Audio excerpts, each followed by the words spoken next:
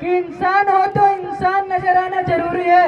अगर देश से मोहब्बत है तो उसे दिल में उतारना भी जरूरी है। आदरणीय मुख्य अतिथि महोदय, प्रधानाचार्य जी, ज्ञान के पुंज गुरुजन और दौड़ते गर्म खून वाले युवाओं के सामने में अपने विचारों को प्रस्तुत करता हूँ कि मैं यहाँ इस गणतंत्र दिवस के अवसर पर केवल शब्द बोलने के लिए नहीं आया हूँ, बल्कि आपके अंदर सोए हुए उस ज्वाला को जगाने आया हूँ जिसे आप देशभक्ति कहते हैं। यह देशभक्ति केवल तिरंगा लहराना या राष्ट्रगान गाने से नहीं आता, बल्कि यह देशभक्ति वह आग है जो सीने में तब जलता है जब इस देश के सम्मान पर आ जाती है।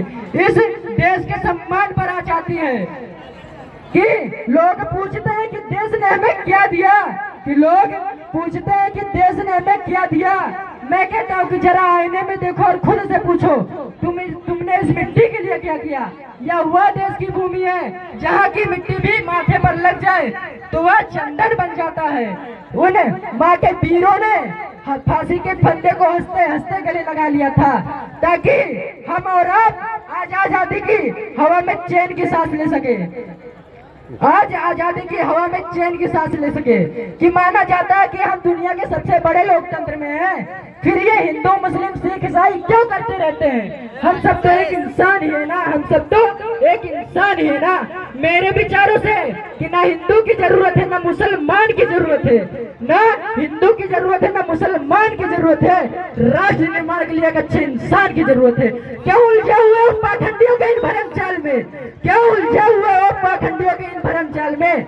जरा बाहर निकल के देखो, बहुत खुश रहोगे इस संसार में। इस अंधविश्वास को छोड़ो दूर और शिक्षा के लिए लग जाओ। अगर शिक्षा के लिए घर की थाली भी बेचनी पड़ जाए ना तो बेशक बेच देना।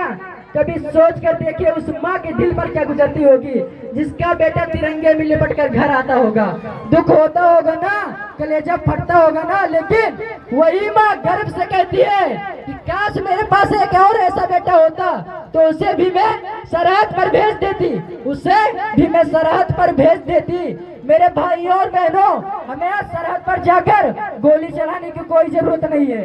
अगर आप अपने काम को बिना दिखावे के ईमानदारी से करते हैं, पूरे लगन से करते हैं, तो यकीन मानिए आप सबसे बड़े देशभक्त हैं। अगर आप किसी को भूखा नहीं सोने देते हैं, एक दूसरे का हाथ बढ़ाते हैं, तो ये सबसे बड़ी देशभक्ति है। आज संकल्प लीजिए कि हम वो भारत बनाएंगे जहाँ बेटियां सुरक्षित होगी, जहाँ भूखा कोई नहीं सोएगा, जहाँ कोई शिक्षा के लिए नहीं तड़पेगा। उठो जागो और तब तक न रुको जब तक कि भारत दुनिया का नंबर 1 देश न बन जाए। कि कभी सोच कर देखिए, 200 वर्षों तक हमारे देश को गुलाम बनाए रखा और उन वीरों ने तप करके इस देश को आजाद किया। आजादी के बाद एक गणतंत्र देश की जरूरत थी, एक अच्छे नियम कानून की जरूरत थी, और आज हमारा संविधान लागू हुआ। संविधान के लागू होते ही सभी को अधिकार मिले, महिलाएं बड़े बड़े पद पर जाने लगी, विज्ञान तकनीकी शिक्षा में लोग आगे बढ़ने लगे।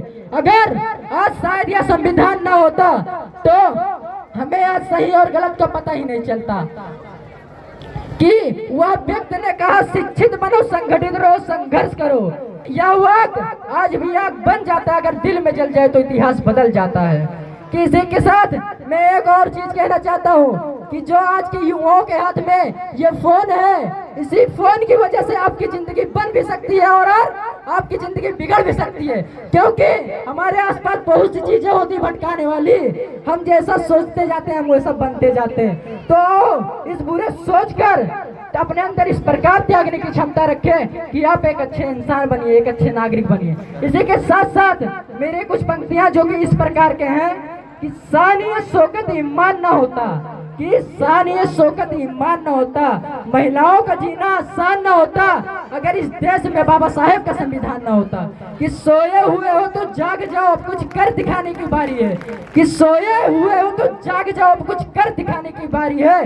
हाथों में कलम पकड़ लो, अब इस देश को आगे ले जाने की बारी है। कि हर कमजोर की ताकत है हर नागरिक का सहारा, हर कमजोर की ताकत है हर नागरिक का सहारा। संविधान के शब्दों की है यह धारा। 26 जनवरी कहती है गर्व से कि भारत लोकतंत्र है हमारा। उगते सूरज सा चमक रहा है भारत ये हमारा, उगते सूरज सा चमक रहा है भारत ये हमारा।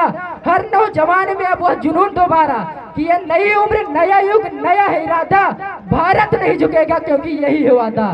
कि जात पात और भेदभाव ने देश को हमेशा बांट दिया, कि जात पात और भेदभाव ने देश को हमेशा बांट दिया। शिक्षा ही वह ताकत है जिसने हर मुश्किल को काट दिया। क्यों मरते हो धर्म के लिए, क्यों जीते हो धर्म के लिए, बन जाओ इंसान और जियो वतन के लिए। कि जो लोग कहते हैं कि जिसे देश से प्यार नहीं हुआ जीता जागता एक लाश होता है, कि जिसे देश से प्यार नहीं हुआ जीता जागता एक लाश होता है, पर जिसे देश पर गर्व होता है वही तो इस देश का असली आकाश होता है। कि मंजिल को प्राप्त करने के लिए अपने हालातों को जो अपना मुकाम बना पाएगा, मंजिल को प्राप्त करने के लिए अपने हालातों को जो अपना